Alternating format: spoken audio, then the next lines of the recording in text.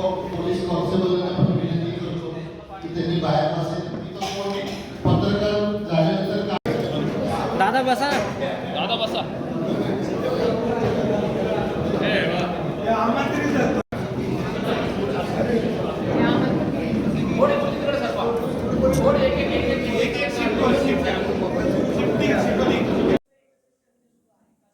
महाविकास आघाडीबरोबर चर्चा करा असं स्पष्ट सांगितलंय. महाविकास आघाडी आमची अस्तित्वात आहेच.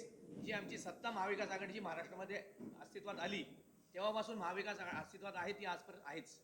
त्याला कुठेही आमचा छेद मिळालेला नाहीये. असे प्रश्न कृपया आपण करू नये. त्या संदर्भातच आता या चर्चा वगैरे चाललेल्या आहेत. मनसेला सोबत घ्यायची गाडी आता पहिली ओरिजिनल आमची महाविकास आघाडी आहे ते म्हणून आम्ही बसतोय. त्यानंतर ह्या महाविकास आघाडीच्या ज्या बैठका होतील त्याच्यामध्ये आणखीन कुठले समविचारी पक्ष घ्यायचे किंवा नाही घ्यायचे या संदर्भातला निर्णय हा प्रदेश आणि देश स्तरावर होईल. शेवटी काँग्रेस हा देशव्यापी पक्ष आहे. आमचाही पक्ष या ठिकाणी राज्यात आणि देशामध्ये कामकाज करतो. त्याच्यामुळे वरिष्ठांचे जे आदेश येतील किंवा पार्टी सुप्रीमोचे जे आदेश येतील त्याप्रमाणे पुढच्या बैठकांमध्ये कुणाला सहभागी करून घ्यायचं याचा निर्णय घेतला जाईल. हो, काल मनसे आमच्या ऑफिसला आले. औपचारिक कॉफी बरोबर आमची गरमागरम कॉफी छान झाली. वातावरण आम्ही पुणे शहरातलं गरम केलंय. पण इथून पुढचं जागा वाटप कसं असेल, वरच्यांचा आदेश काय असेल, भाजपच्या मगाशीच म्हणल्याप्रमाणे त्यांना जर रोखायचं असेल तर या विचारांनी जे एकत्र येतील त्या सगळ्यांना सोबत आम्ही घेऊन जाणार आहोत. पण त्याचं सूत्र कसं ठरवायचंय हे आम्ही एकदा पुण्यात ठरवू आणि मग वरिष्ठांशी बोलून त्याचं फायनल करू. वेळोवेळी आम्ही तुमच्या समोर येऊन हे सगळं मांडू. त्यांना विचारता का आम्हाला? नाही, प्रश्न कोणाला विचारता तुम्ही?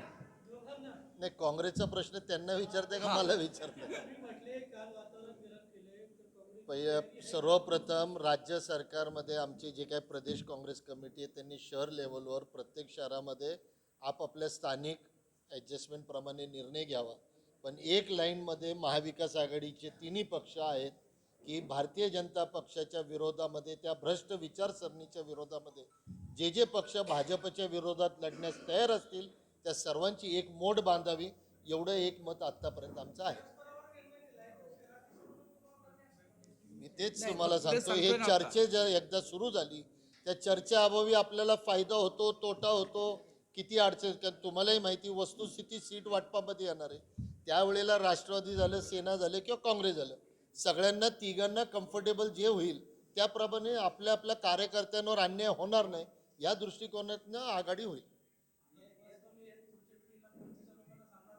नाही, तेच सांगतोय ना. अजून तो वरचा निर्णय आहे, तो आमचा निर्णय नाही. ओरिजिनल महाविकास आघाडीवरून पहिले बैठक आज संपन्न होऊ द्यात. त्याच्यानंतर याच्यामध्ये तिन्ही शहराध्यक्ष म्हणजे तिन्ही पक्षाचे नेते, आमचे सिनियर सुद्धा, नॉट ओनली शहराध्यक्ष, तिन्ही पक्षाचे सिनियर लीडर सुद्धा आणखीन आपल्याला याच्यामध्ये कुणाकुणाला सहभागी करून घ्यायचं आहे या संदर्भातल्या सूचना सांगतील. तो अजेंडा पहिला आपला आमचा आज कुठल्या जागा वाटप नाही तर जायचं पुढं कसं या संदर्भातली चर्चा आहे.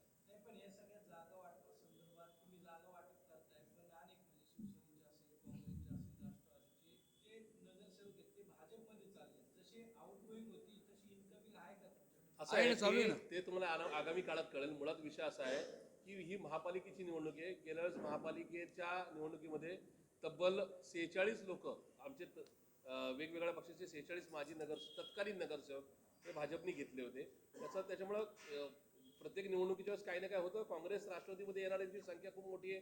शिवसेना उद्धव बाळासाहेब ठाकरे पक्षामध्ये पण येणाऱ्यांची संख्या खूप मोठी आहे. पहिलं आघाडीचं सूत्र ठरल्यानंतर खूप साऱ्या घडामोडी शहरात घडणार आहेत. त्याच्यामुळे तुम्हाला योग्य वेळी योग्य प्रवेश नक्की दिसतील.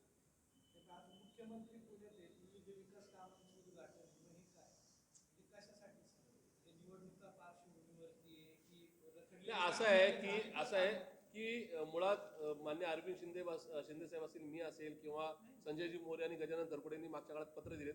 जे टेंडर फक्त आणि फक्त निवडणूक निधी करताना का वापरले जाणार आहेत, ज्याच्यातून 200 ते 300 कोटी रुपये भाजपला निवडणूक निधी मिळणार आहे, त्याचा आज भूमिपूजन आहे. पुणेकरांच्या भल्याचं कुठलंही भूमिपूजन नाही. मुख्यमंत्री एकीकडे पुणेकरांना फसवण्यासाठी येत आहेत, त्याचबरोबर याच टेंडरमधून साधारणतः आत्ताचे जे 3 टेंडरचं नका आज काम चालू आहे त्याच्यामध्ये साधारणतः 300 कोटी रुपये हे संबंधित ठेकेदारांनी भाजपला निवडणूक निधी देण्याचं कबूल केलंय. अशा प्रकारे असल्यामुळं मला खात्री आहे की पुणेकरांच्या समोर आम्ही हे मुद्दे नेल्यानंतर भाजपचा खरा चेहरा नक्की उघड होईल. वास्तविक हा विषय आजच्या मुख्यमंत्री आज जे येत आहेत 3-3.5 कोटीचे जे काही कामं एकाच दिवशी काढतात, हे इलेक्शन तोंडावर बघून हे सगळं काम चाललंय.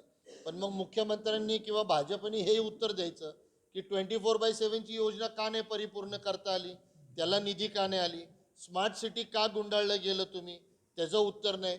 मेट्रो जे तुम्हाला परिपूर्ण करायची होती ती मेट्रो आत्तापर्यंत परिपूर्ण केली नाही.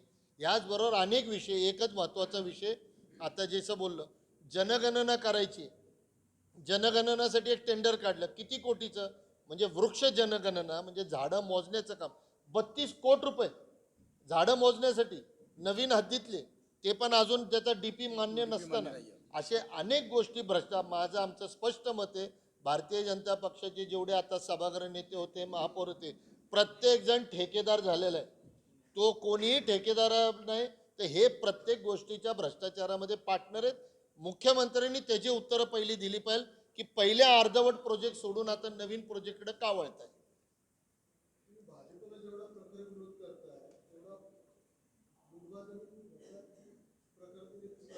केलं ना, आंदोलनं केली आम्ही. अजून काय काय करायला पाहिजे तिकडे?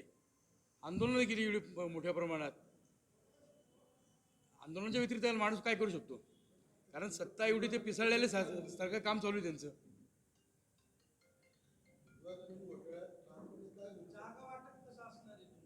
नाही, अजून आता पहिली ही प्राथमिक बैठक आहे. जशी काल आम्ही मनसेबरोबर केली त्याच पद्धतीने आमची महाविकास आघाडी तर गेली. 2 निवडणूक ऑलरेडी आम्ही केलेल्या आहेत. त्यामुळे ह्यातनं जे चांगलं होईल ते ना. आणि मगाशी मी सांगितल्याप्रमाणे आजच्या बैठकीमध्ये बघू ना, आता महाविकास आघाडीवर पहिली चर्चा होईल.